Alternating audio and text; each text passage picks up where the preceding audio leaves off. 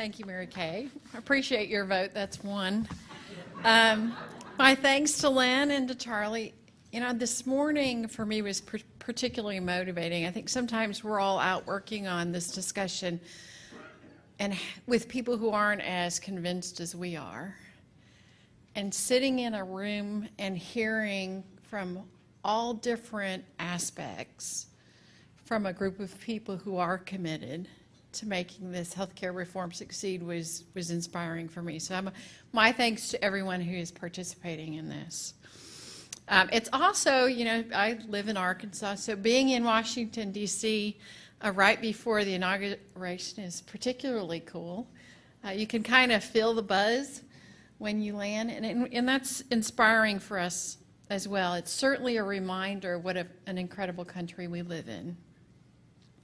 You know, it's an optimistic time, but also a very sobering one. We have so many challenges that are facing us as a country right now.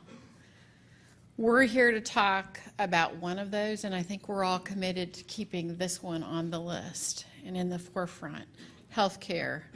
You know, some of the problems we see in healthcare today, we're all, and it's what you guys talk about, Lenny, in your report, we're seeing more doctors and taking more prescriptions, but we're unhealthier than we were before.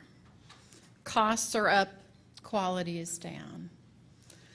We can Google our symptoms, and I am like the doctor's worst nightmare because I come in with my list, or look them up on WebMD, but our own medical records and prescriptions are written by hand, passed around in paper, and stored in manila folders.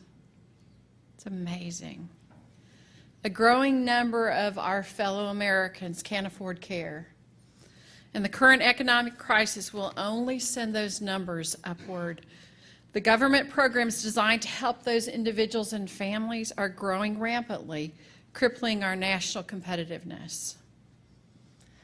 Controlling cost, promoting efficiency, and creating sustainable operating models are not aspirational goals for any business.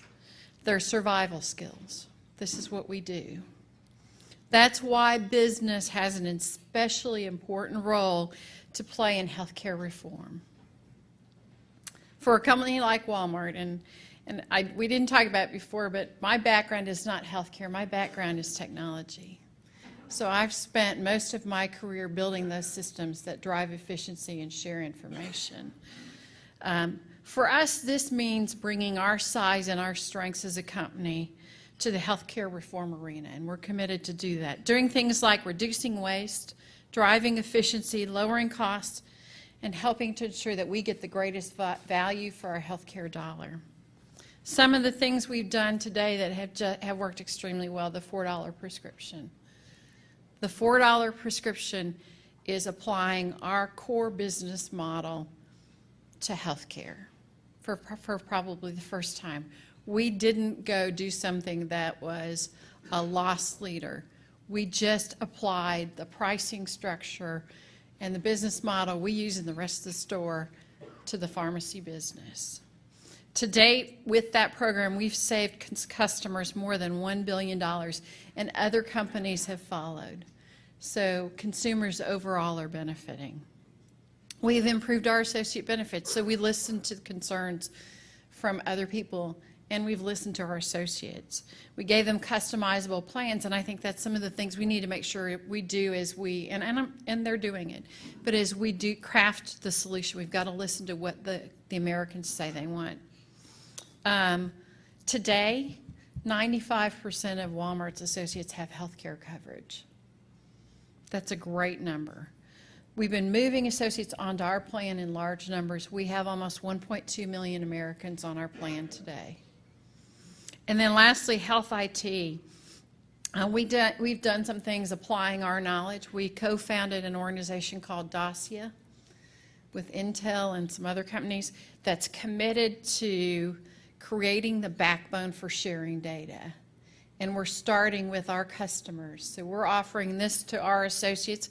We had 50,000 of our associates sign up already. We're 3 months in for personal health records. So they get why they need access to the data.